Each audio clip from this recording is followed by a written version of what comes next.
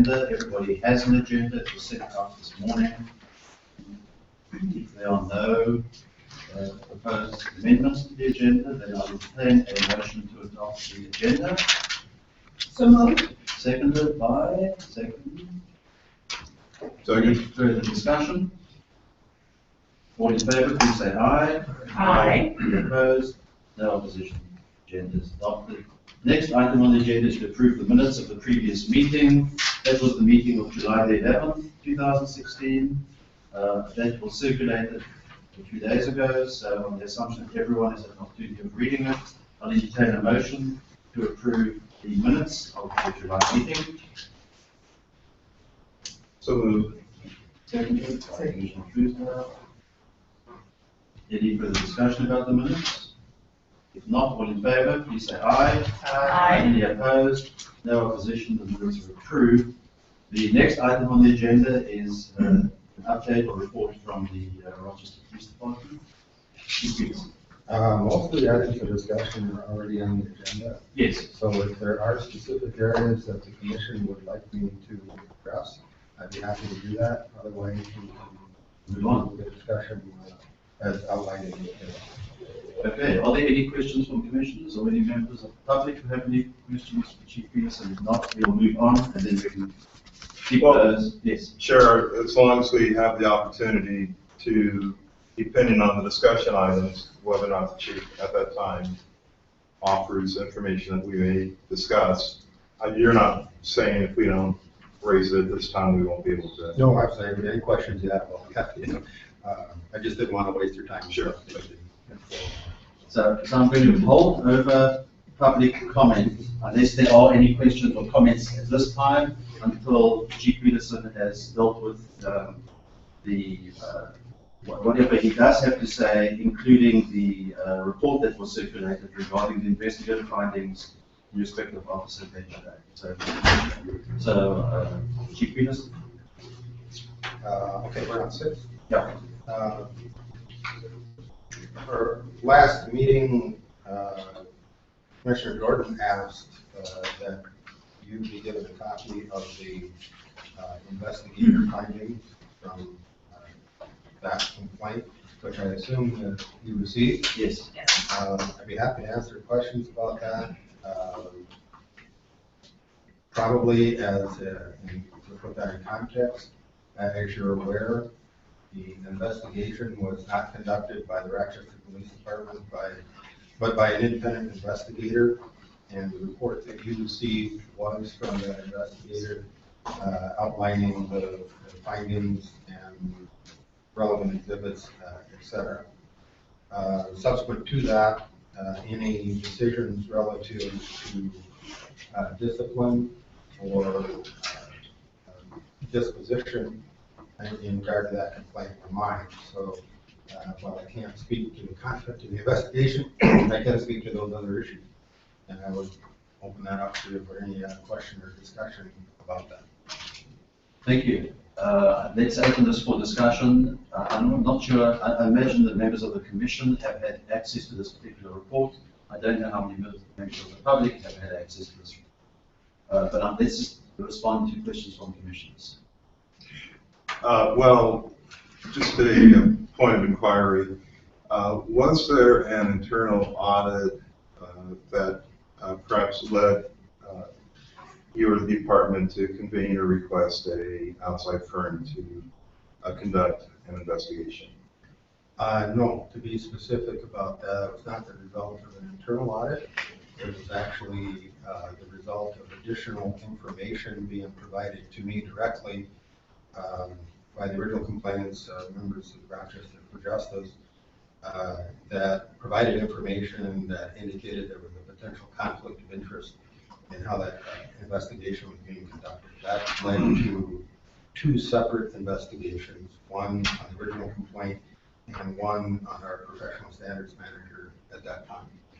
That was not due to an audit, but in regard to additional information that was provided relevant to this complaint.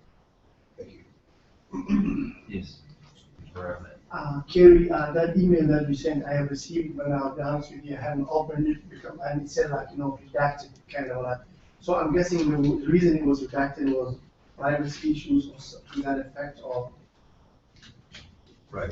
so what would be the benefit of like us reading that report and we are not even be able to read everything that's on the report? I think the relevant to the release of information in any personnel investigation, they're necessarily going to be things that by state law are not public information. We don't make that decision as a department. That request made sent to Human Resources, and between Human Resources, the City Attorney's Office, and separate consulting attorney.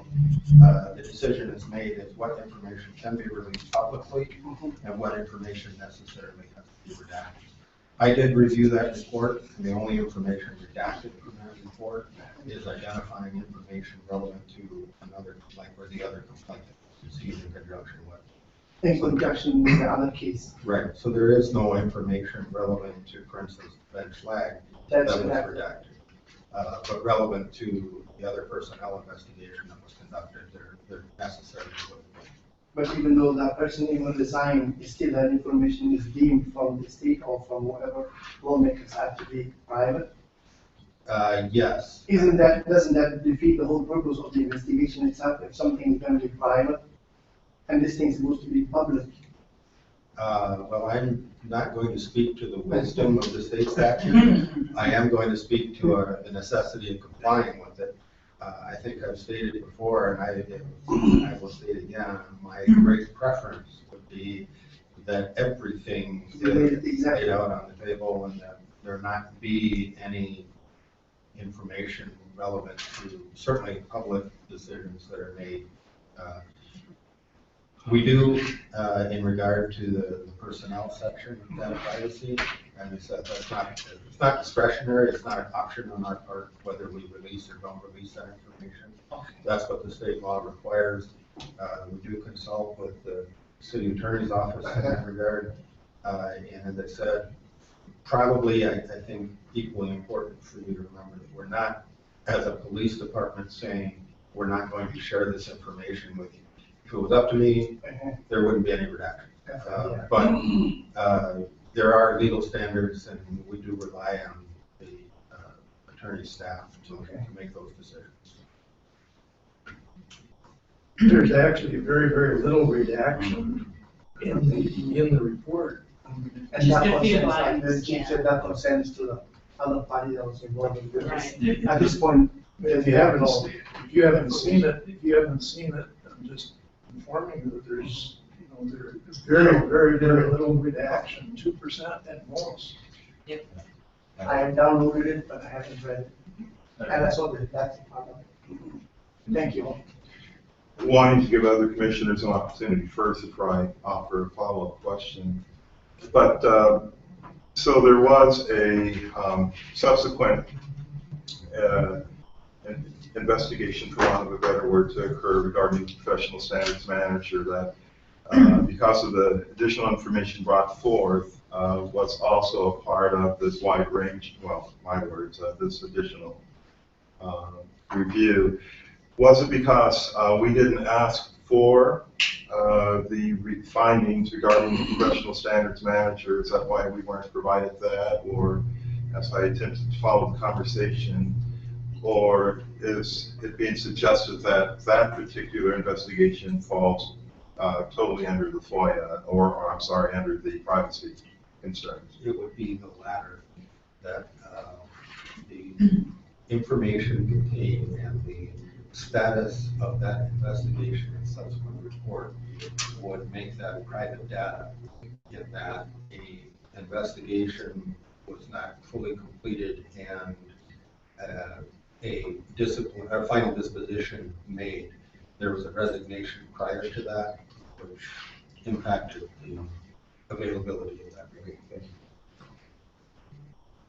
Are you able to disclose discussions that you had with the officer involved in this particular investigation regarding the postings that were made? Yes, I can certainly Can you discuss. speak to that?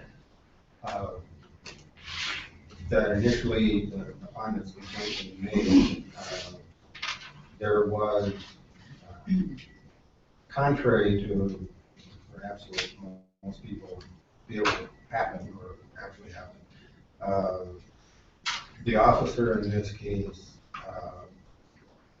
had immediately contacted the department and had immediately frozen or locked down their social media account, not out of any defensive posture, but out of saying, whatever I did, and felt it was incumbent on him to preserve that evidence, whether or not it resulted in disciplinary action, and was very candid and forthcoming that there wasn't the usual, can we prove that the officer did this or that?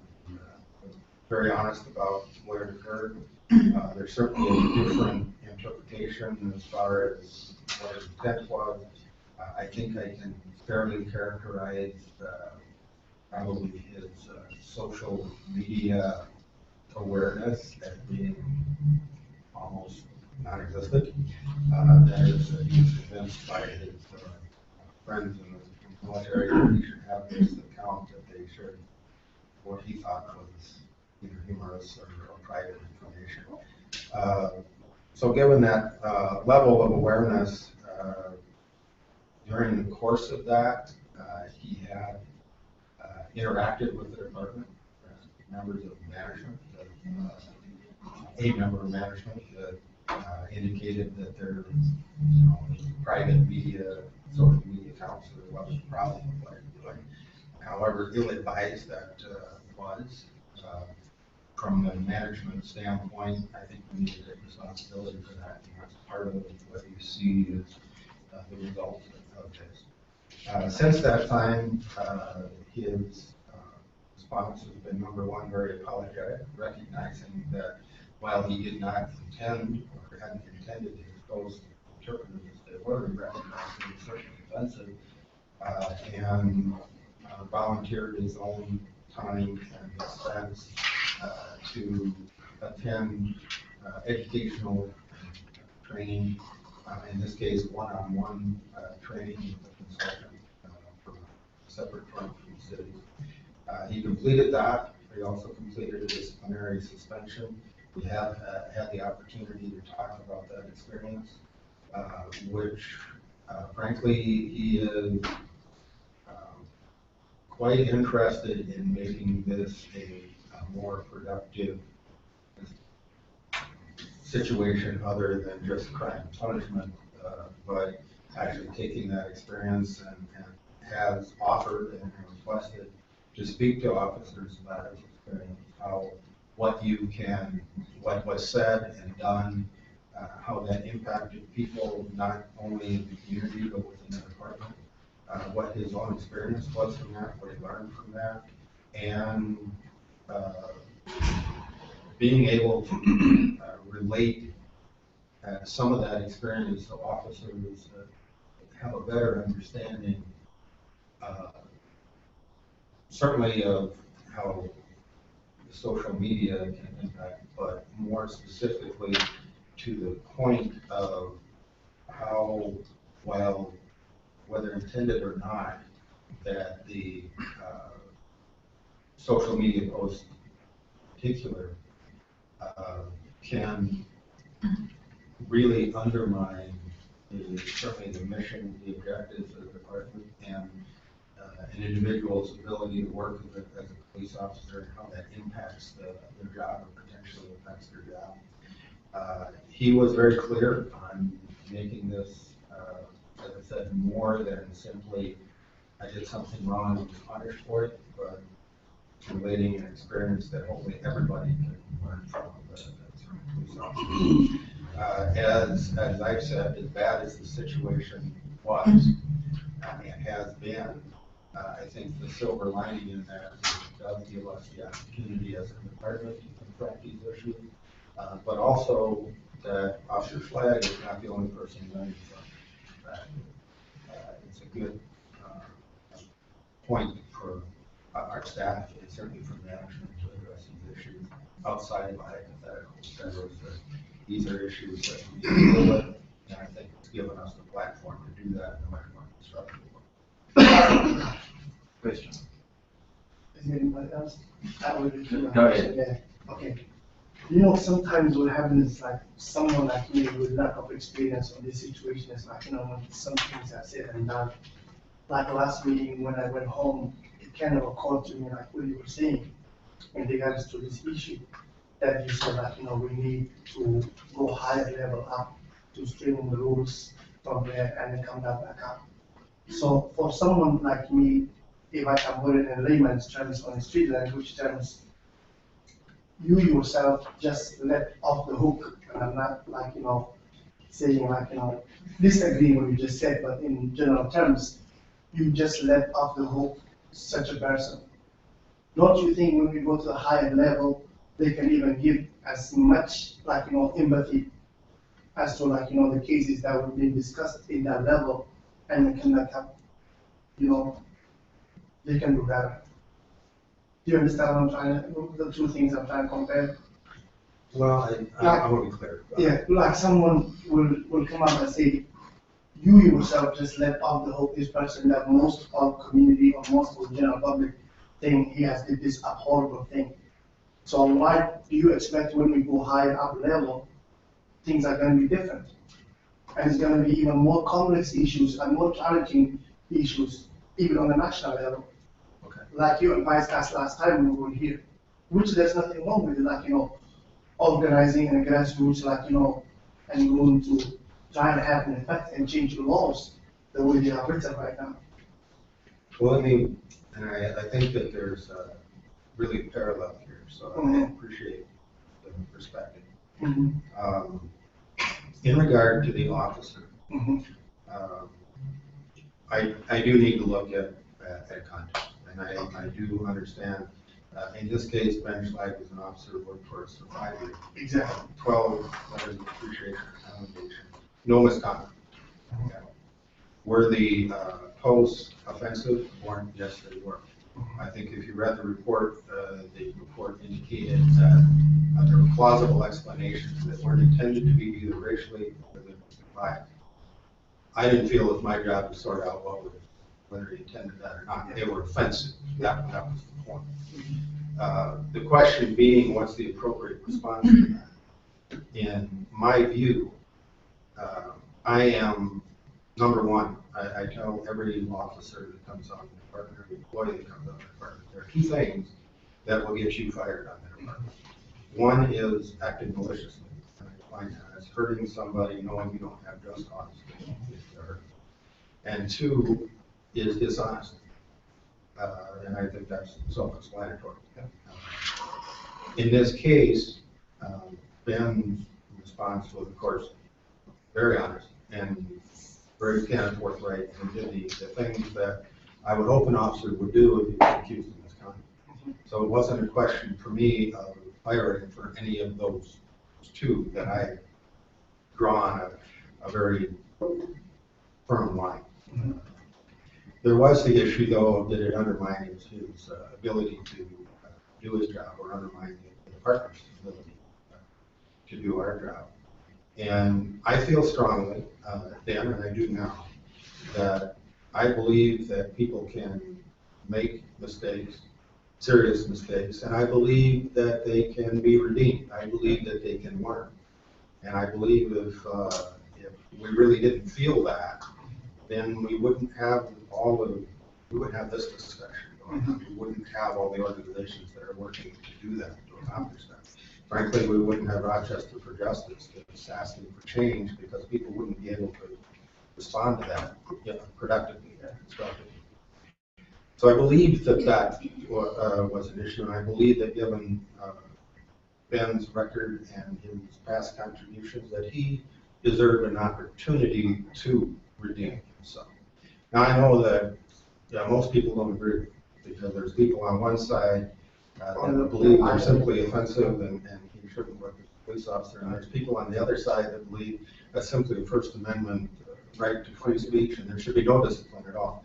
And it's a little lonely right here. There's not a lot of people where I'm at. I get that. But I didn't make that decision believing that people would agree with me. I did that because I believe that was the right thing to do. There is another element that we have touched on. But it goes to that parallel that I was talking about.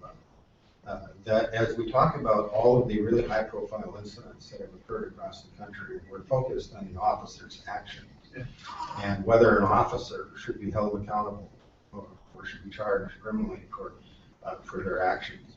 In back of those actions, there is a manager, there's an administration that's making the policy, making the decisions in regard to management and supervision and training and equipment, and none of that has been part of the discussion.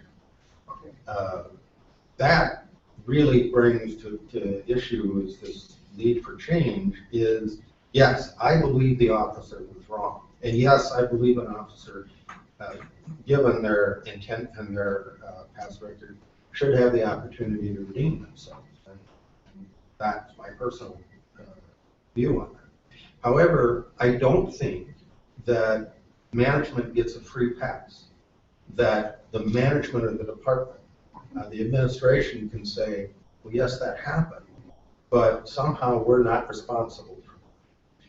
We are. And in this case, where if you read that report, you will see where Ben Schlag asked, after finding out that perhaps what he had put out on social media was offensive to people, am I doing something wrong? And he was told no. That is completely unacceptable. And that's where management needs to be held accountable. In this case, was.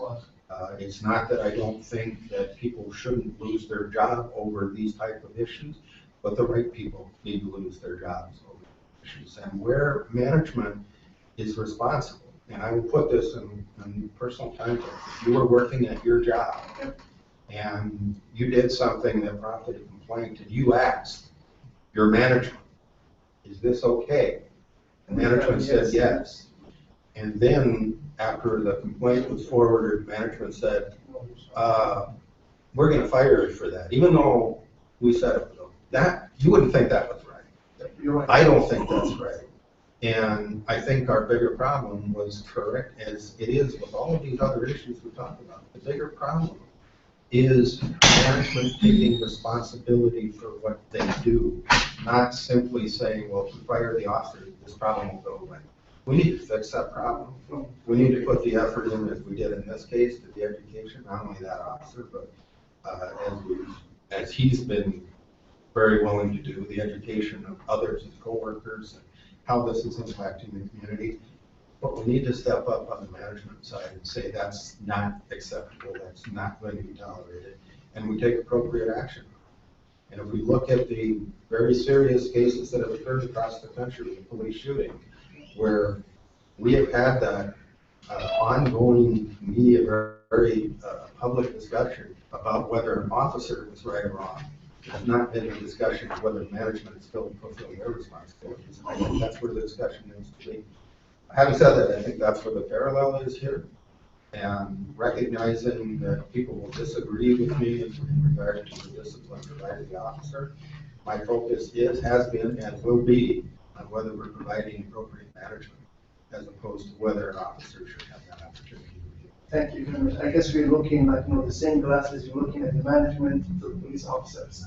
Yeah. I guess that's what's going on. And I want to stress, it's not a free pass. Yes. It's not saying, in this case, the officer was suspended for 10 days. If the officer decided to litigate or grieve that through the arbitration process, I don't know if that would have been. Frankly, that wasn't what my decision was based on, what would later happen with it. I think the key to it was the officer said, whatever that punishment is, I recognize I did wrong. I'm going to take responsibility for it. I'll give anybody a lot of credit, number one, for being honest, and number two, for taking responsibility. I have a lot less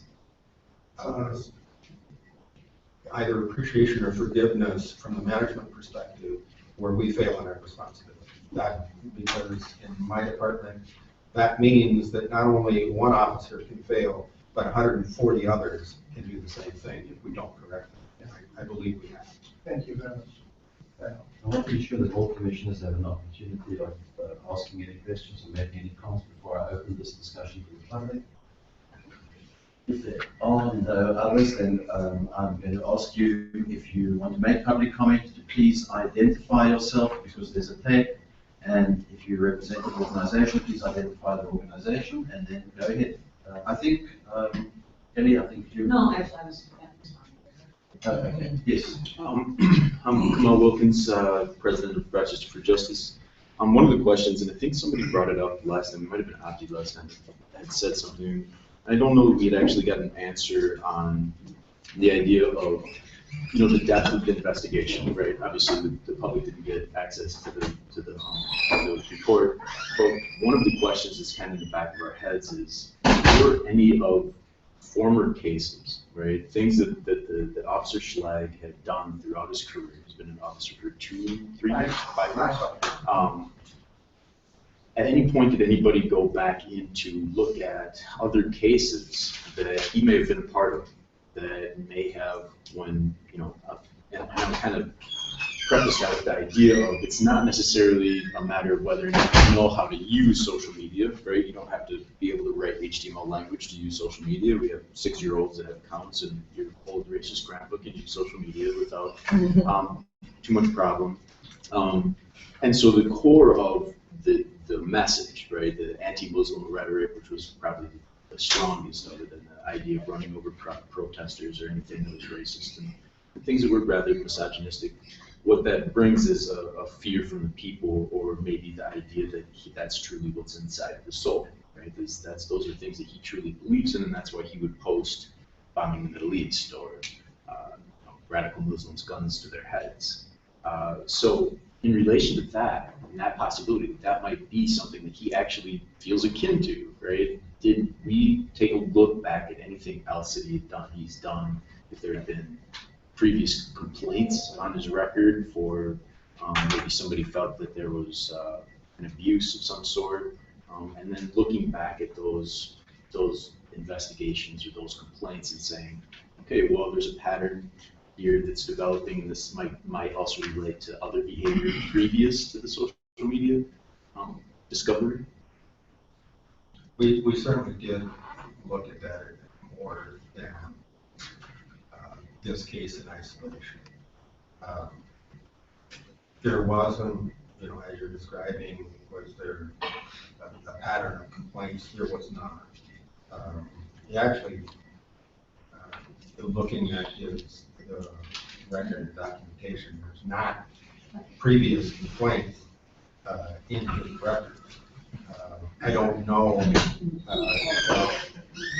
what it meant that nobody ever made a complaint or that one never, or we certainly looked at that issue. We also looked at individual cases, criminal cases, which we were, I think, fairly confident that given the environment that he was working in, that there was always a team of officers working on a single case, that there weren't independent decisions being made that would or could have been biased without some checks and balances being involved in that, both from the investigative standpoint and the prosecutor standpoint.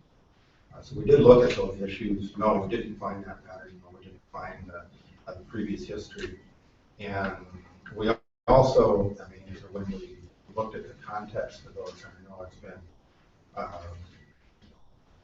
interpreted that, for instance, being religiously biased against Muslims because of the post in terms of radical Muslim. This is actually, we had a previous discussion when Rochester for Justice had a march against police brutality that many people, my staff included, heard anti-police. They didn't hear that brutality. And from Ben's reaction when he said anti-radical Muslim, certainly his military background would say radical was the opposite word, not Muslim, because radical Muslim in that context means terrorist, means ISIS. Is that the way everybody interprets it? Absolutely not. And as I said, I didn't feel, and I don't feel I could ascribe a meaning or an intent to that. It was offensive that was the part that was important. But is it something that only has one interpretation? That is, that could only have meant that one way. I don't think that's the case either. Not my job to interpret that. It's my job to determine whether that undermines his ability to do his job as a police officer and subsequently impact the department. And I think we all agree it did that. That's what I'm responding to, not the that I'm ascribing or replacing my own interpretation of what Ben's would be or what yours would be. I think it's important not to, in this case, say there is not one single interpretation. It is appropriate that we recognize that it's offensive and that it undermines the competence of the police department. And certainly that's what we need to respond to, and that's what I have. Please. Hi, I'm Tamika Coleman. I'm the Vice President of Rochester Justice. I have two questions. First of all, you've mentioned several times that there was no record of misconduct.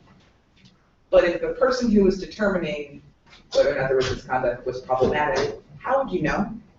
That's, I think, a really, and when I say there was not, I want to be clear, there was not a record of misconduct. Now, that doesn't mean that all those complaints would have gone to that one person. Okay. It's very, I think the concern is if a complaint was made and then that person dismissed that complaint or simply didn't follow up on it, that would not mean that I would not have, or Ben's supervisor would not have, or other people in the department would not have heard about a complaint. Generally, complaints are taken in and then go to the professional standards manager, so we would still have a record of that. Okay. If the professional standards manager didn't appropriately follow through, yes, that's problematic, but it doesn't mean that we would not have heard. So they did not have the control to eliminate the record of the complaint? Right, that would be in the either mine or the individual supervisors, their own records that they keep in regard to a complaint being filed. And the follow through, I agree, that's something that is really problematic from the standpoint of, what did you do in response? It's not so much in regard to whether a complaint was ever made. Okay. We would still know that as a partner. Would we know in every case? No, I don't think so. Because conceivably a complaint could be made directly to that person, and if they simply didn't document it, you're right, they wouldn't know that. That's one of the issues, as we talked previously. This is not an issue that, okay, we dealt with this now, and Ben has been disciplined, and we're moving on. We recognize, and that's why when I talked to you previously, we would like your input, we'd like the commission's input on this professional standards manager position, not only in regard to who and how we hire somebody, but what their responsibilities are and what the checks and balances are. We've had that discussion internally, and I can tell you now that complaints don't and won't go to the professional standards manager. They'll actually go to, in this case, my administrative secretary, that all of them will be logged and filed, and then they'll go to the professional standards manager, so we'll know the answer to that question. If if a complaint wasn't appropriately followed up on, that there's a separate file that says there was a complaint filed. And my second question is this. A social network is a network. It's a lot of people. And you had said earlier, answering him, that none of the investigations that Officer Slaughter was involved in were just him. Correct. Okay. What is being done about the culture that allowed this to happen? Because this did not happen in a vacuum, and nothing will convince me that no other officers saw this. Yeah, and I don't want you to. I think the standard, when we looked at should there be any other investigations, and you're very familiar with how social media works, so when things are posted, it doesn't mean that when people are sharing things or you looked at something you necessarily agree with. What we're looking specifically at, was somebody contributing to this? Was somebody posting their own ideas that would have been equally offensive or given rise to that concern? The issue in terms of what are we doing about the culture that exists. One was, the most direct response, okay, we're going to approach this from the standpoint of there needs to be intensive training, education, awareness on these issues. But recognizing, and this is a problem that I think all departments face to the extent, and certainly in Rochester, probably more so given our history and culture, is that we, like other departments, have tried to hire for diversity, and we find ourselves largely failing at that. And the reason, in large part, is not because we don't want to or there's a lack of effort, but frankly, as we talk about these other issues, the system really is a really poor system for being able to do that. So we've approached this from the standpoint of we need to, the same way we need to change the legal system, we need to change the hiring system. And now, instead of this blind system, if you will, of rating an application and blindly scoring candidates, the central part of the hiring process is cultural competency. As we're not asking some, you'll score higher because you're Black or Asian, but we want to know what's your experience with different cultures and how have you been able to effectively interact and relate to different cultures, where that is the central piece of hiring as opposed to how many years experience you have and what was your grade point. Because that frankly wasn't getting that job done. Now, that's preliminary. We made those changes last year. We're actually following through and assessing the results of that. I think they're better. They're not perfect. There's still changes with every time that we're making to that. But one of the things that is helping us out tremendously with this cultural piece is previously we were getting applications from candidates, and for a police officer position, it's not unusual for us to get in excess of 200 applications. And those applications will be computer scored, grade point average, work experience, related, you get a fine. We've completely done away with that. Now that when you apply at the police department, you're going to get a sit-down, face-to-face interview with our staff. And the questions will be, tell me about your cultural competency. Don't tell me about your grade point average, or that you worked 10 years for this police department. Tell me about how you're able to successfully navigate these issues. Does it give us greater diversity? I think it certainly does, because people are that have had the actual personal experience are obviously much more able to relate that experience. And that's been critical for us. Does it change your culture overnight? No. But I'm not naive enough to think that I can order that and that'll happen. That's the course that we're taking, though, in order to affect that change.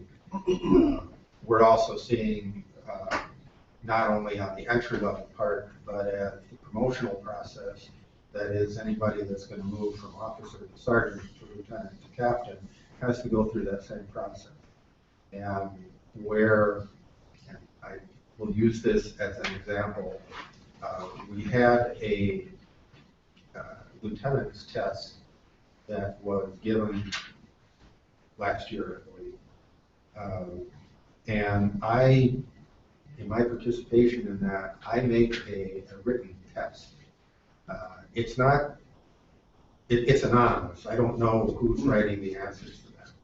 But one of the questions on that particular test was, for instance, in regard to protests and marching. And what would you do in response to that? And anybody that couldn't articulate that a march against police brutality is something we actually support as opposed to something we police didn't pass that test. That's how we're changing that culture, to say those are the values that we need to really foster in our department. And if you don't have that picture, if you don't have that vision, you need not to do well. You can't progress unless you have that. So on both from the promotional side and from the entry-level side, that's where our focus is in terms of promoting that vision and certainly that experience. Are there any other questions or comments? Can I follow up with that? Yes, please. Thank you very much for doing that. You said you're only by yourself. Is there anything as a community wise that you need our support with, that we can help you with, like, working to, like, make it at least to the table?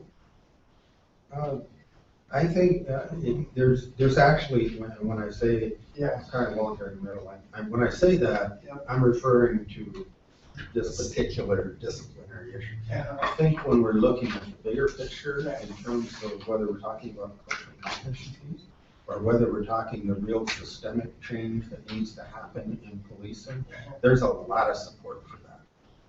And I found, frankly, a lot of support in places I didn't expect it. And I found some new friends that I feel very blessed to have the opportunity to make. But I think that discussion has just started, and what we really need from the community is critical mass. We need to keep building on that, not saying, oh, okay, we fixed that. We haven't.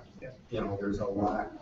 As I said, it's not just an issue that relates to Rochester, or just an issue that I can fix within the department. It's really a much broader problem than that, and that critical mass needs to be there. And I think that people that are willing to stand up and foster change, demand change, I think is doing us a tremendous amount of good.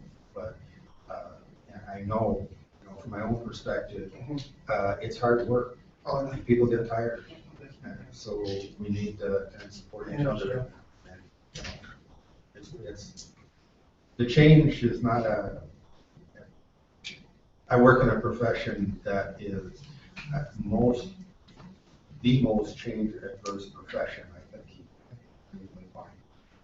And it's difficult to create that change, but it's happening. I mean, inevitably it's going to happen. We need to. Let me be specific. Like, in the culture here in the city of Rochester, we don't know, we don't get involved, we have no clue. Like HR, like when you bring up those issues, you said, like, what, this computer scoring is just throwing darts in, like, darkest zone. Can we just, like, have this? What's the response to you when we even, like, attempt to bring up such things or change? Specifically, as far as here in the city of Rochester, I'm trying to find out, like, if there's obstacles here, even in the city, for that change. Anything that we can do to help reach that. I think that's one of the things that I think I've been very fortunate in that there are a lot of police chiefs that have very significant restrictions on what they can and can't do in terms of the management of their department. That's not the case here. That's good from the standpoint of it does give me a lot of latitude to address these issues. Bad from the standpoint of things go wrong. Yeah, they are my fault. But there has been a lot of support. One of the issues that I have been really pushing is, I think, I had this discussion just a little while ago where I was expressing that, police officers need, in terms of use of force, they need the whole range of use of force options available to them. That's a human rights standard. It's not a U.S. standard, it's a human rights standard.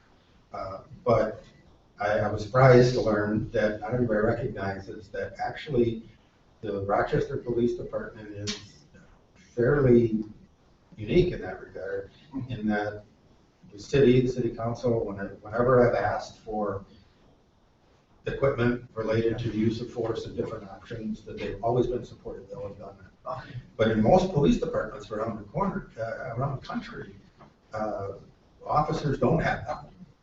And many officers, they don't even have a gun provided for them, much less other equipment. They have to get that on their own. And they're pretty much left up to their own discretion. And that creates a huge difference in terms of police response and all of the support, training, and supervision that goes with that. So those things, we in Rochester have been very fortunate. When I have pursued changes in terms of the hiring process, in terms of policy around that, we're governed by a civil service board. They've been very supportive. I don't think they've ever turned me down on a proposal that I wanted to do something different. And I will tell you, this process that I described, where we interview every candidate individually, face to face, is really labor intensive. And I was told, or asked, are you crazy? I'm sure you want to do that. Yeah, I think it's that important. But it's also been really important for our staff, and their staff conducts those interviews, and it gives them a much different perspective on, number one, that, yeah, there's actually people that want my job, but two, that they can really see where candidates, their background and experience come in, and how that connects to what they're expected to do as a police officer.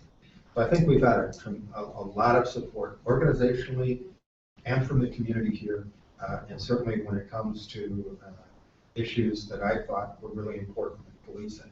I think what we need to recognize is that's not universal. And you're right, in this community, we can feel very fortunate about that, but in many others, most others, that is not the case. And that's why, as I said, the critical mass needs to be here, because creating change is more than just being comfortable in our own little bubble. It's really setting a standard out there that makes us all better. Yes, right.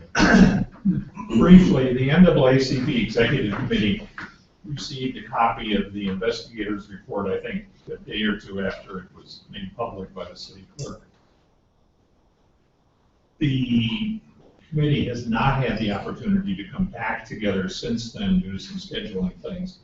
But at that initial review, they were very concerned about a couple of things in her comments. Specifically, that she did not indicate that the officer involved had directed apologies to those who were rightfully offended by what he had posted, and to the people of the city of Rochester, to whom he owed a higher standard of behavior. They were also concerned that as she expressed what he was talking about doing in terms of working with other members of the department or whomever in terms of what he had done, that he seemed to be saying, well, I need to talk to them about the fact that you can really get in a lot of trouble by making comments on social media, not communicating to them that what he did was appropriate, and he felt that anyone else who did something similar to this was inappropriate. So, as I say, I think that if we manage to get a meeting scheduled, that there may be some more formal communication. But that was at least the feeling of the executive committee upon the initial review of the investigator's report, or written report. Let me address both of those points. The first, in terms of the overall, the more general apology, I did, which was published in the Post Bulletin and other news media organizations. There was the apology and explanation for discipline. I need to take responsibility for that, because I didn't make it clear. The only way that was conveyed was with the agreement and consent of Ben Stein, otherwise it's validated, right?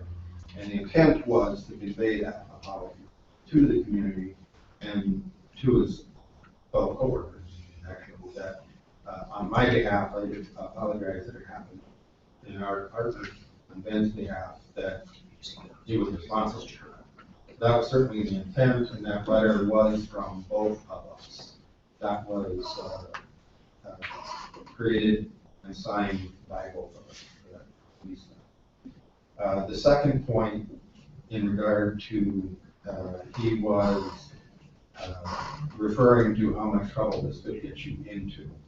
You are correct, and that is the way he initially looked at that. That was prior to the 8 weeks of education training that he went to that it was intended to address that very issue. It's not simply an issue of you can get in trouble for this, but you realize you're actually offending the people that you're supposed to be serving in this capacity now.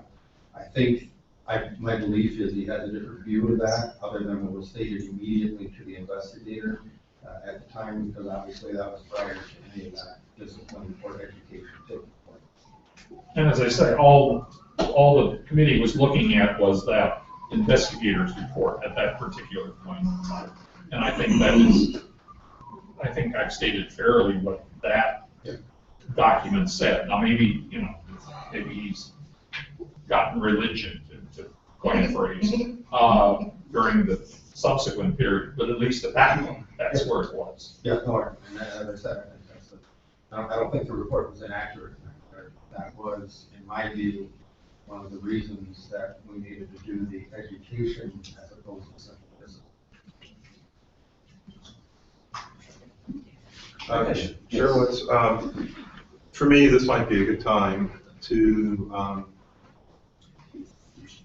remind those present of the community meeting that Rochester for Justice and others are convening in hopes that perhaps even the members of, or the executive committee from the NAACP can be present.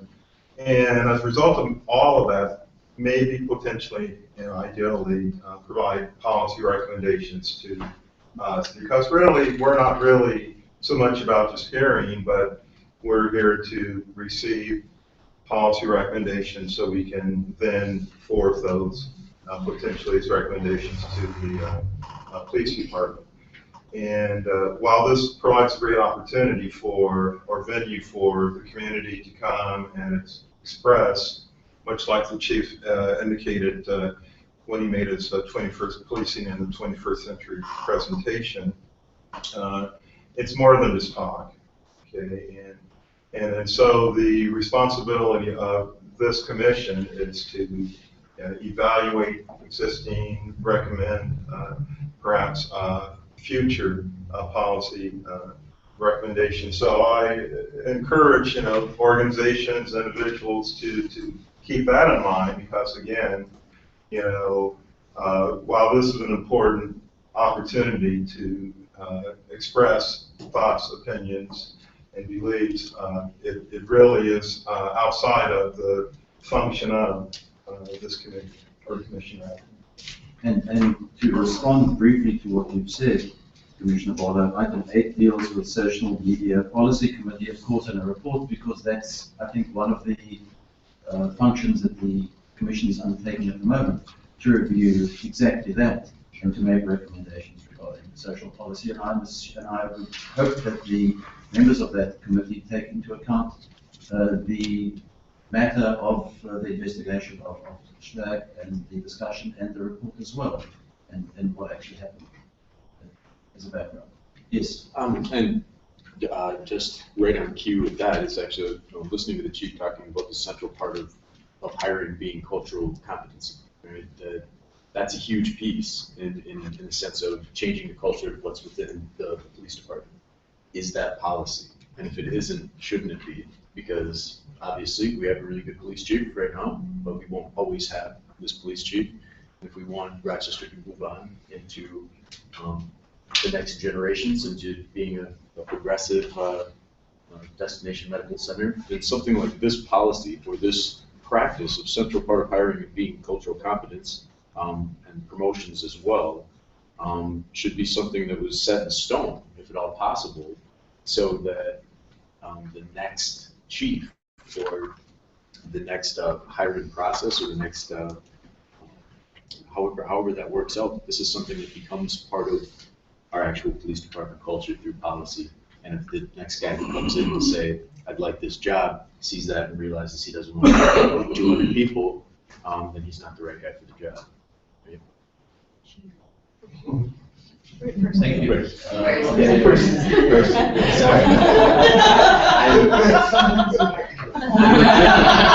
Victim of my culture and society, it's horrible. So if there are no other comments or questions, I'm going to move to the next agenda item, which is, this is a carryover from last month's meeting, which is a discussion item for the police body camera policy.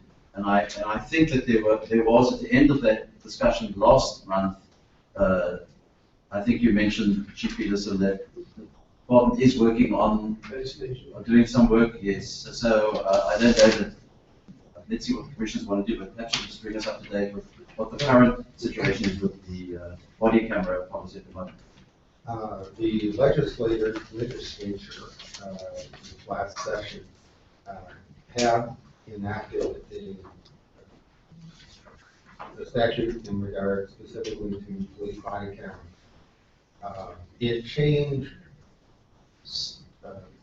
some of the provisions that the Oversight Commission had previously reviewed and commented on our current body camera policies. Those things related, for instance, to the retention of data, where our current retention is 60 days. The legislation indicates it should be 90 days. There was some other, the major change was the data privacy classification was from public to private.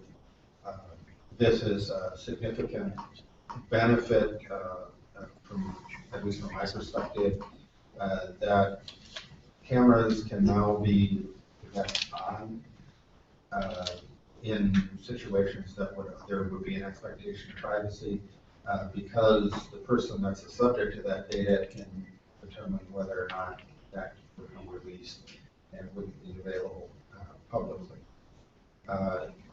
That has the benefit, as I said, of where officers were responsible for turning the camera on or off, depending on whether they felt there was an expectation of privacy. We can have greater consistency that the camera was expected to be on, and privacy issues will be handled through data privacy requests and private data classification. There are some exceptions to the private classification, and they specifically relate to when an officer discharges their firearm, or when there's substantial bodily harm as a result of police use of force, where after investigation it will be presumed that is public at that time. I think the point of concern for the Oversight Commission and most of the discussion has been the issue of whether an officer will be able to review data from the body cameras prior to writing the reports or not. That issue is, I think, handled within the data privacy classification. That is, 99.99% of those interactions are not use of force confrontations. That is, an officer is recording witness, victim, suspect statements or evidentiary issues related to a call. They do review those reports or that recording in order to make accurate reports. The question or the issue when there's a use of force incident that results in substantial bodily harm, or there's a discharge of a firearm, that issue, not that it's not a significant issue for those departments that investigate those particular incidents themselves, but we're not an agency that does that. It is when that happens, we will always ask another law enforcement agency, most frequently, almost always, the Bureau of Criminal Apprehension, to investigate those incidents. So it's not an issue where our policy would predict, that is, if we said officers can't look at the data, it's not our fault to make because it's no longer our data. As soon as it's turned over to another agency, that becomes evidence and it's turned over to that, in this case, the Bureau of Criminal Apprehension. I did have direct conversations with Drew Evans, who's the superintendent of the Bureau of Criminal Apprehension, who indicated it is their policy that officers will not be able to review that data, those circumstances. It is a criminal investigation, so it's not one of those situations where you can say in every instance that would be the case. But their policy is not to allow that. Like I said, not a call that we can make because it's no longer our data at that point. But our policy would not change as a result of that legislation. It would change as a result of another agency investigation. Those are the highlights of the changes in that. We will provide a copy of the updated policy, which we've just gotten a model policy that we're comparing to our own. So Terry will be sending that to you, I assume, fairly shortly. It does need to be enacted by the first of the year. That is, we have to have that policy. So you'll certainly get it by that time, but I anticipate you'll get it this month. Okay. So we put that on the agenda as an item when there's something to discuss, actually, and the document has been circulated to us. Are there any comments or questions from commissioners first? Chief Peterson, wasn't there some type of sentence that said, in those scenarios, like, they refer back, they give the option to the departments, the local departments to do however they see fit? Was there something to that effect? Yes, that is the issue, as I said. Currently, one of the things we need to address in that larger picture, but currently it is purely a discretionary policy decision on the part of the department, and whether an incident is turned over to another agency for investigation. We do that as a matter of course. As long as I've been here, when a serious incident like that occurred, we turn it over to another law enforcement agency. Recognizing that there are a number of agencies that investigate those incidents themselves, that's where it becomes relevant in terms of policy of whether officers will be able to look at videos, et cetera. It doesn't apply because we turn it over to another agency. And then their policy. In this case, as I said, BCA's policy is that officers will not look at that. So I'm assuming that's not an issue for us locally because we have that. I think there is a larger discussion to be had as we look at the systemic issues within law enforcement. I don't reasonably believe that law enforcement agencies investigating officer-involved shootings themselves brings with it the credibility that the community would demand. And I think we would see that change as a matter of policy, if not law, but that's certainly one that is changing as we've seen these issues. There's a case going on in Chicago right now where the officer turned off his camera at the critical moment where something was supposed to be recorded. And by listening to the NBR and reading about it, I kind of gathered the information that the camera was kind of new to him, and he was saying he didn't know how he didn't even get adjusted. He didn't have enough time to learn to program himself to turn it on. And you talked about training here in the camera.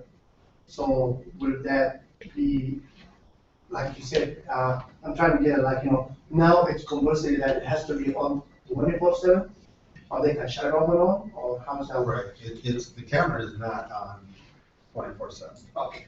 And that's a practical issue. Exactly. And space. Probably don't need the video of the officer. But the expectation, I think before, where officers were trying to balance privacy expectations with the potential that it might be evidentiary or be necessary to have the video. I think the legislation has helped a lot, that our policy will be going forward, that if you're interacting with the public, you should have your camera on. Not necessarily when you're sitting in your squad car alone, Exactly. But when you're interacting with the public, that camera is on. So if something develops that you didn't anticipate, that the camera's. Now, the issue in Chicago that you referenced, where I believe the police chief there referenced that they had only had these cameras out for a week or less than a week, and they weren't familiar how to operate them. I'm not, here to say that that's valid or not valid. I know in training our own staff, that issue of balancing privacy against the expectation was very difficult for us. When you went into a situation, for instance, a domestic assault, and you're going into a home that you don't know what's going on, well, there is an expectation of privacy, it's a private residence, but there's also some violent activity, that's why we're here, so that could lead to use of force. So do I turn this on or off? And I know officers had significant issues with trying to sort that out. This makes it much easier. Our staff has had them deployed now for a number of months. We have actually, since we deployed those cameras, in that short period of time, the Axon cameras, who is the vendor, have actually come up with a new model that addresses many of the operational concerns. And because we had deployed them when we did, they actually made them available to us without extra cost. They wanted them all on the same system. But it solved two problems for us. One was it was very difficult. When officers turned these on, there was a bright green light that came on, which is fine for telling people that you're recording. Not so fine if you're in a situation where there's an active shooter or there's somebody barricaded, you're lit up like so they made it actually so you can dim the light. They still record, but they have different levels of lighting. The other is, as we saw in the incident in Baton Rouge, where much of that incident was not recorded because it's reported that the camera was knocked off or fell off. And we've actually experienced that a number of times with our staff, that the cameras were coming off, they were falling off, and the new cameras have a magnetic system that's much more stable. And I think that'll help a lot as well. But this is an evolving technology. They're going to get better, and we're seeing that fairly rapidly. But a lot of those issues that we've seen in different parts of the country, we've seen here, they haven't been major issues because there hasn't been any complaint associated with them or any serious incident. So we've been able to address those probably without quite the spotlight that other agencies are going through. But those are real things that we need to address in terms of the reliability and how the cameras are used and how we train officers to use them so they're comfortable with them and we're getting the data that we expect. And I know this question is kind of situational, but what happens when an officer doesn't turn the camera on and there is a serious case, for example, shooting?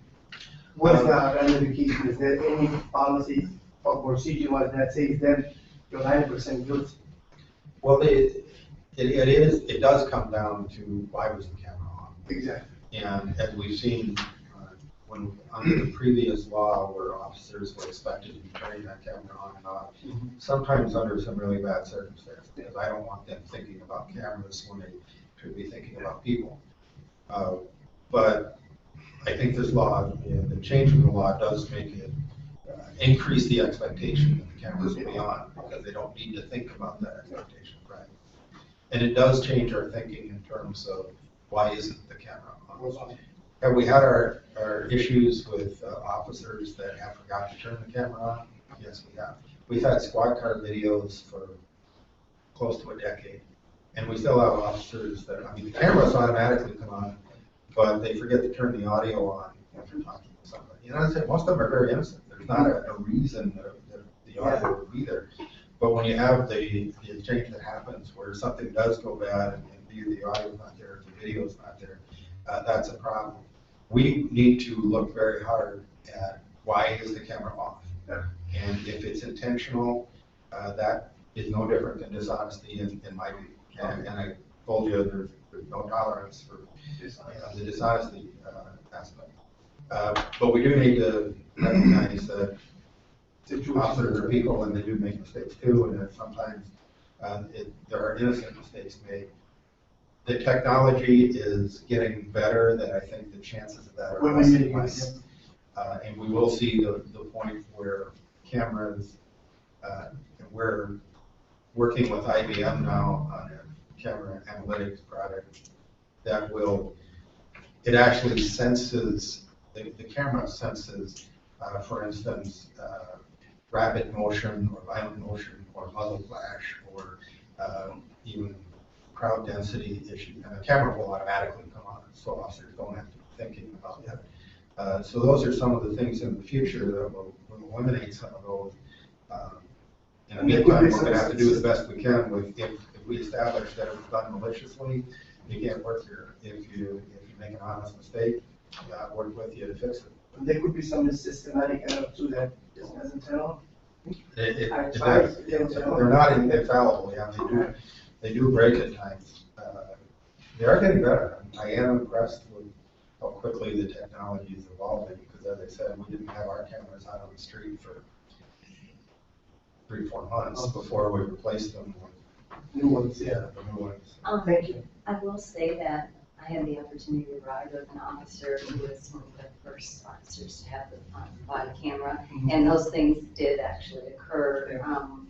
We were called to a situation that was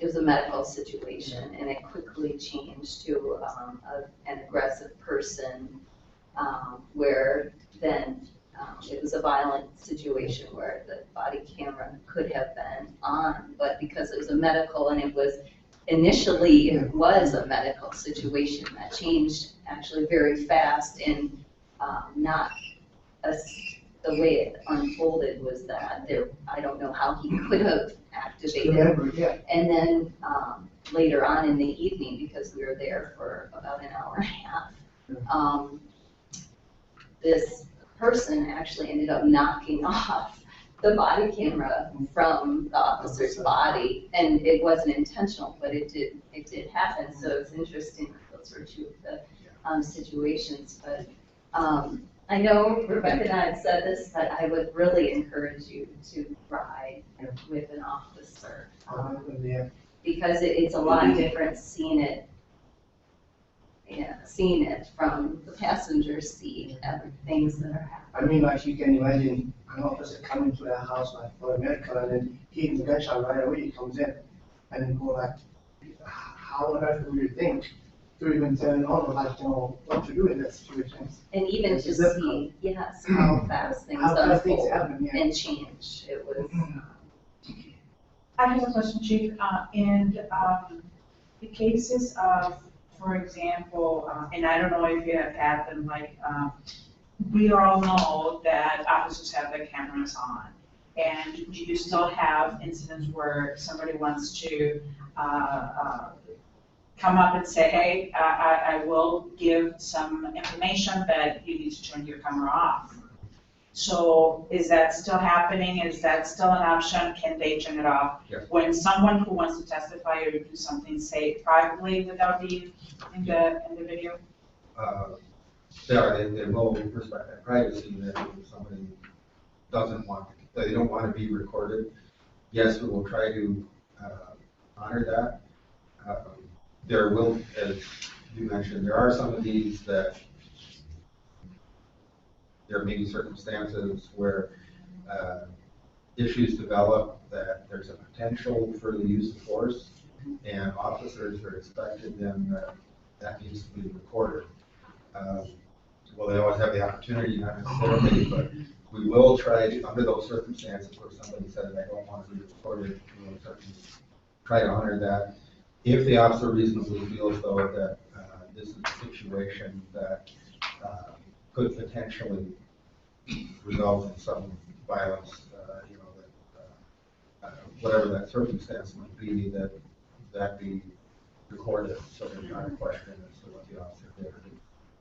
So, Chief, how would that be different from me as a criminal saying to the police officer, get your camera out of my face? There's a... You see that a lot, like, people that being recorded say, like, get this camera out of my face. I mean... There is a requirement when we take statements from suspects. This is different from witnesses or victims. So if we're taking statements from suspects, there is a requirement that be recorded in Minnesota. And officers, of course, what we're talking about in those circumstances is evidence, not a circumstance where we're just recording somebody, in order to keep data. That would only be done under circumstances where it would provide evidence of a crime. That's why we need to record that interaction. But in that case, the officer can also say, if he feels this person has information, I'll take you down to downtown or like mental office to have off-camera meetings instead of like trying to shut it off in a camera where the commotion and the things are happening. No, and that's very true. It can happen under different circumstances. But if we are taking a statement or we're interacting with the person with the intent to use that as evidence against them, we need to record. Okay. That would be good. Gotcha, thank you. Commissioner Barber, you have a question? Yes.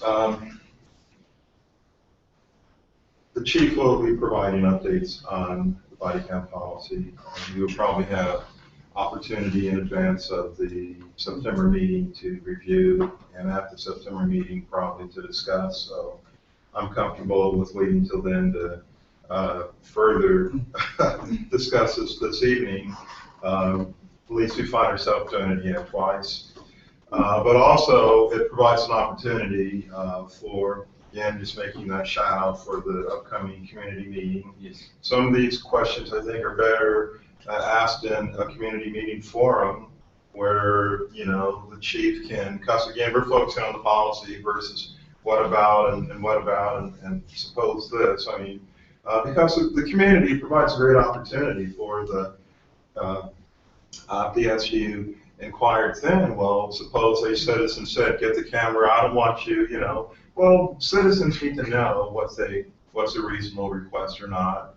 Do they have the right to demand or to say, and what happens if their inquiry is not honored or respected? And I think this is communication. Yeah. And I think that the chief and other community organizations are saying, you know, we're all about that.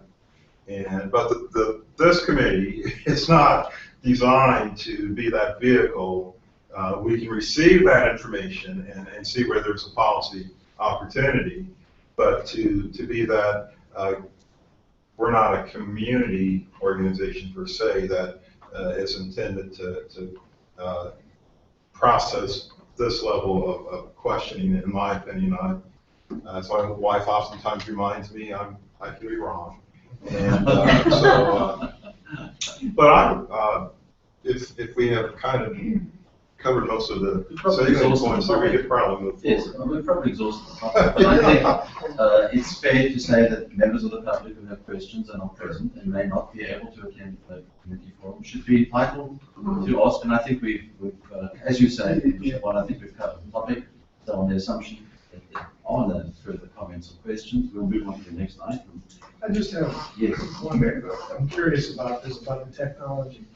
Has there been any consideration given, to your knowledge, Chief, to make it voice activated? Not just generally voice activated, but a keyword, for example, a word that would, you know, not be used in ordinary circumstances. Yes, If there's been any consideration to that. there has. There are currently, to my knowledge, there are no existing models out there. The beta testing that takes place, the technology is not advanced far enough that it would be keyword activated or those things. The feeling, and I take this from our discussions with IBM, which is more focused on analyzing the data that's provided, not that they don't produce cameras, but they do deal with the data that's produced. And there hasn't been, at least in that field, a great movement towards voice activation because the activation of the camera just in and of itself is fairly, you know, it's got a button on it that you press. What has been discussed are certain circumstances that you would want the camera to automatically activate. And one of the examples they use, for instance, is muzzle flash. This camera is recording all the time, but not storing the data. So if it's activated, it actually captures the last 30 seconds of data that was recorded and preserves that. So if a muzzle flash went on, it would preserve that previous 30 seconds of data and everything that happens subsequent to that. So it's really been focused on those type of incidents that you would want the camera to automatically capture that data, more so than an activation that's really been difficult to capture, and exactly what voice sequence or what would you capture or want to turn that camera on, how would that happen? That would be a benefit as opposed to just manually turning the camera. I think that as we looked at video cameras in general, which is now evolving into the body cameras, things that happen that would trigger automatic recording that we've seen in some video systems. For instance, somebody falling over,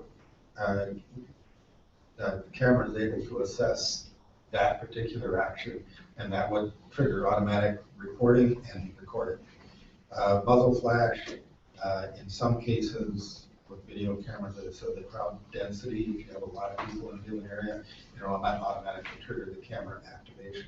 Those are things that they're looking at from the standpoint of capturing things that an officer otherwise would not necessarily have the time or the recognition to do that, because you do capture the previous 30 seconds of data, of information. So I think that's where the technology is going.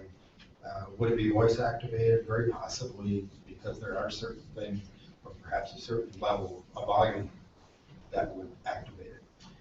Not only the muzzle flash, but the gun report, or not only not certain words, but a certain volume, or something were shouted as opposed to spoken. Okay, thank you very much. The next item on the agenda is just a report as to the status of the work of the social media policy.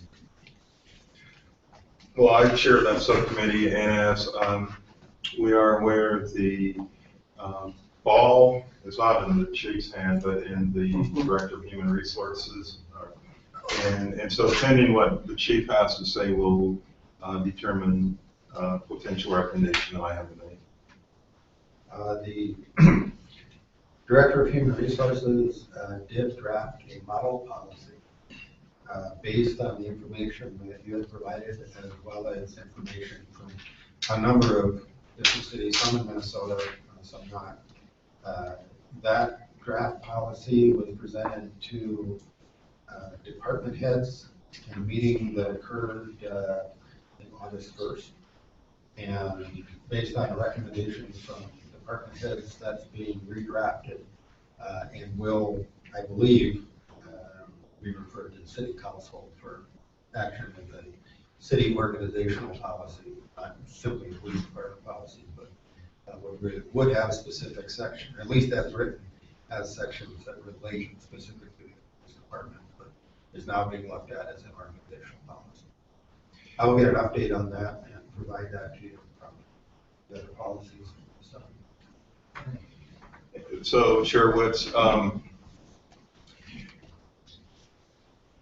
oftentimes there's a question raised regarding the effectiveness of government, or government's ability to govern and to respond to community or the well-being of its citizenry. And without any question, taxpayers bore a cost for this investigation. Whether there was malfeasance or bad intent is not the case. There was not that policy would have eliminated what occurred or training. But I'm hoping, and I don't know if there is if city council members are assigned responsibilities, a governance responsibility, you may know, or the deputy city attorney may know. But if there is a council member that shoulders the burden of Police Policy Oversight Commission, and let me hold at that point, are you aware that whether or not an assignment exists, and if so, what council member has the Police Policy Oversight Commission responsibility? I'm not aware of any council member who has been specifically designated as having responsibility. And then if I may ask, Yes. are council members assigned, routinely assigned, commission responsibilities? Short answer, I'm not sure. I think under select circumstances they are. But to my knowledge, there has not been a council member assigned to this commission. But I can certainly inquire. And the only reason I asked is, this rose to a level of great concern within the community. The department probably shouldered a great burden and continues to do so. And this is not rocket science. I mean, the city is many times larger than Rochester. We're able to successfully navigate the development of a policy in relatively short order. And I guess I'm just surprised. Well, it's good to hear, and I certainly, Chief, I'm not, as you say, tossing any salt your way. But I mean, if there could be some urgency assigned to this, because the community, I think, is deserving of that, to know that when issues are identified, when the department heads are able to agree, yeah, there is a problem.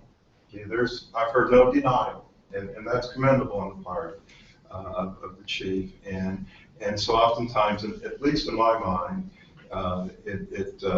it's good government for there to be priority assignments made when community issues such as this occur.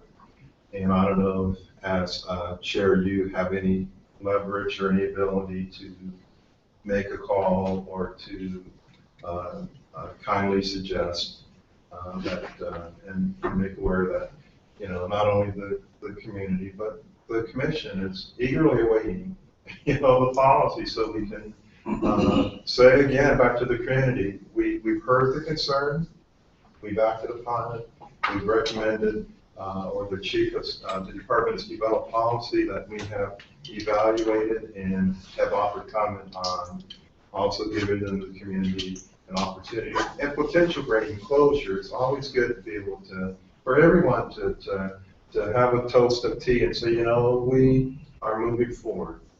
And there really, in my estimation, is not a need for things to linger.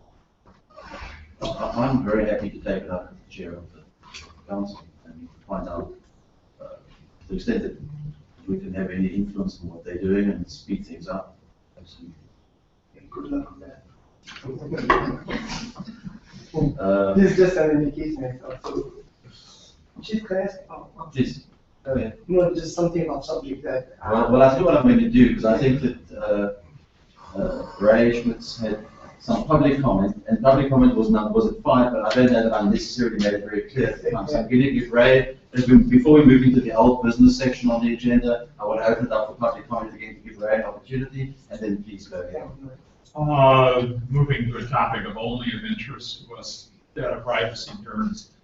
The legislature did pass legislation concerning license plate readers 2 years ago. There were a number of things that were required of cities using the technology. The effective date was delayed. I'm curious whether the city has submitted to you those updated policies in conformance with the legislation from 1.5 years ago. And this particularly was brought to my attention because apparently now the parking enforcement people are using license plate technology.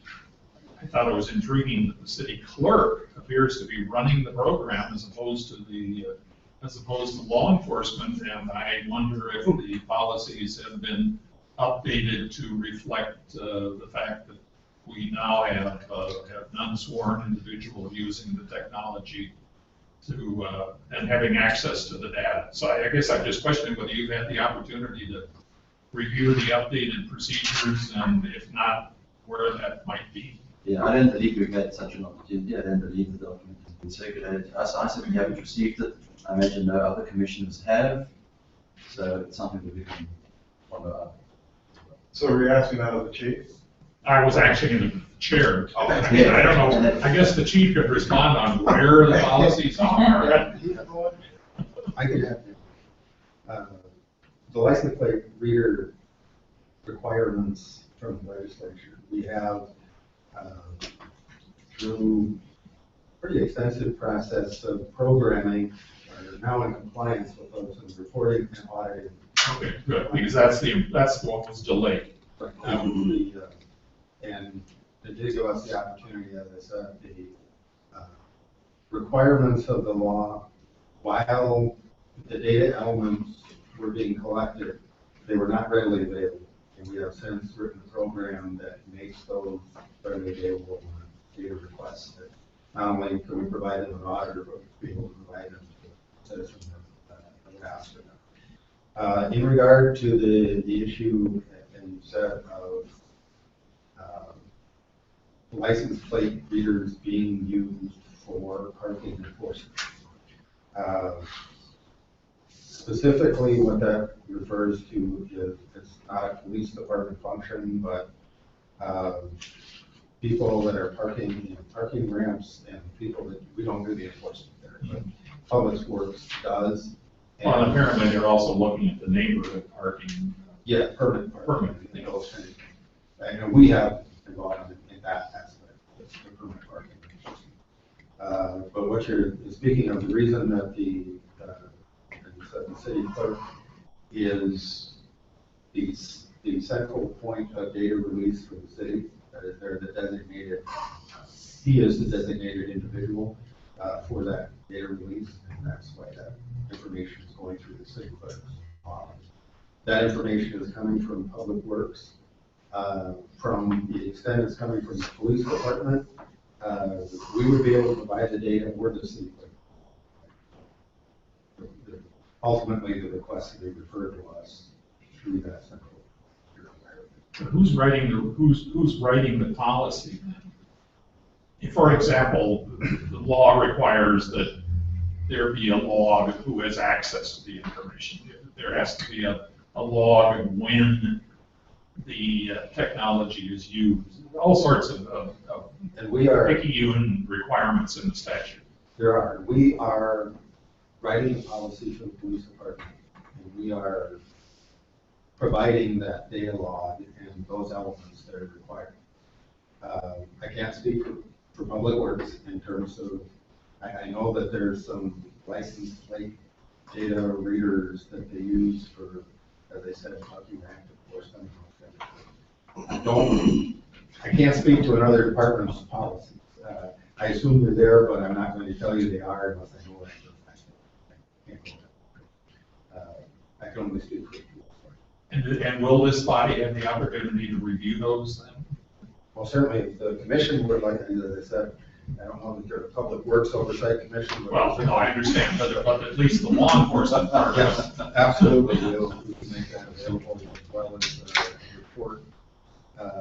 So you can see the format and what is actually being audited and reported.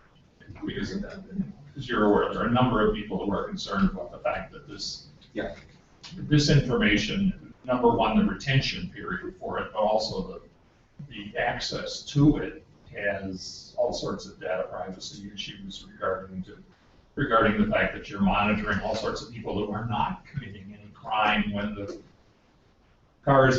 police car is being driven down the street and it's recording all of the cars that are parked along the street.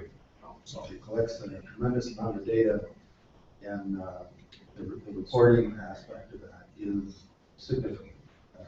I think we can demonstrate what we're collecting, and in terms of what you're saying, number of license plates that were read, number of hits for various reasons, all of that information to provide in some report.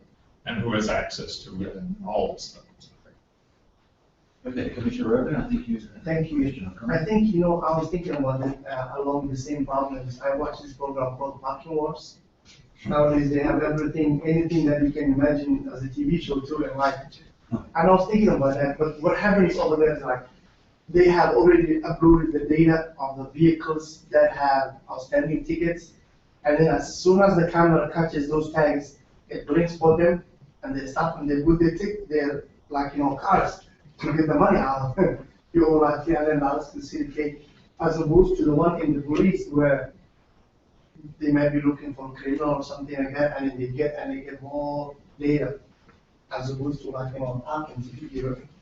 I think that's, and I think that's certainly a valid point of discussion for the commission, because the technology in general, license plate readers in particular, can obviously be used for a wide range of purposes.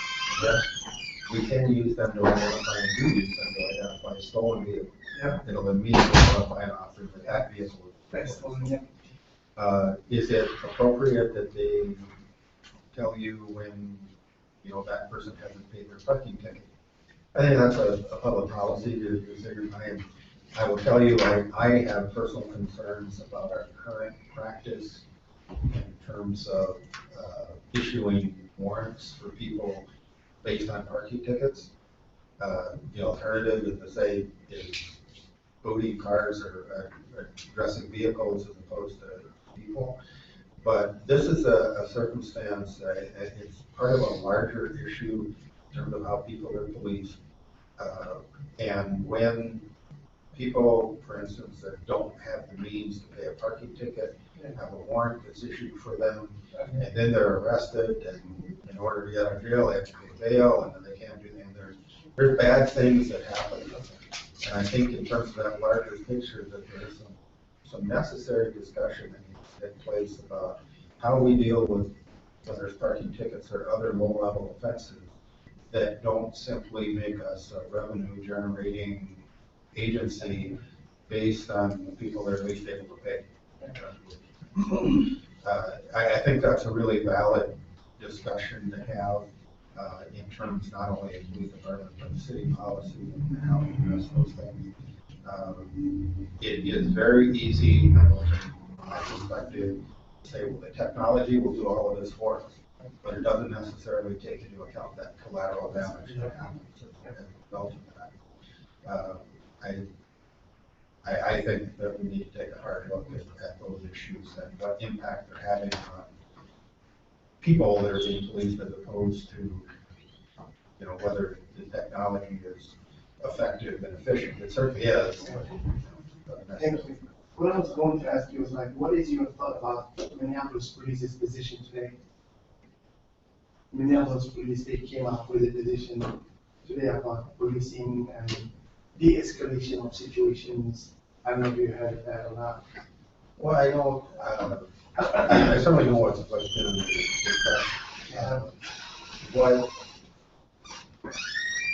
I think we need to address is that we've heard politically that, the solution to policing in this country lies in community policing. Well, community policing is a good thing, but frankly, we've employed that for the last 30 years in this nation. Mm-hmm. And that didn't solve the serious problems that we're seeing in terms of, particularly with police involvement. We've also heard, well, police training is the answer. Well, if you continue to train to the same standards, you'll get the same result. I can absolutely guarantee that. Likewise, when we say training and de-escalation techniques, those kinds of things, all of those are really good things. I'm never going to speak against police training or community policing or de-escalation, but they don't address the underlying significant issues with the legal system that simply set a different bar than the rest of, globally, the rest of the world that they're looking at. Those being what we talked about last month. Yes. Yeah. And I don't want to get distracted from those very central issues of how we need to fundamentally change our approach to these issues by saying, we have this program or we have this program, when you're not actually addressing, here's the problem. This is fundamentally what needs to be changed. And I think we'll have a forum on Thursday to discuss those issues in greater detail. But all of those things are truly laudable pursuits. They are. I don't mean to speak ill of them, but I'm very wary of a political solution to, that doesn't address really the fabric, the underlying issues, because they're simply politically expedient. I mean, if you, as a politician, if I were a politician, I'd never be successful at it, but if I were to say, well, community policing is a good thing, we should do community policing, that's a good deal. Well, nobody's gonna say, no, that's a horrible idea, but it's not gonna, like I say, we've done that. That's not created a solution to we shoot 3 people a day. Is community policing gonna solve that? So let's address the real problem. So I'm not, denigrating any of the solutions to the training or the programs that are out there that I think are necessary and will be beneficial. But I don't want to see those happen in lieu of systemic changes that need to occur. Thank you. Okay, if there are no other comments, we're going to move into old business. Is there any old business that anybody wants to raise? Hearing none, we move into new business. The only new business that I have is just to make sure that the commissioners have given their emails to Rochester for Justice. I know there was a request this morning, and I want to be sure that you got all the information that you needed.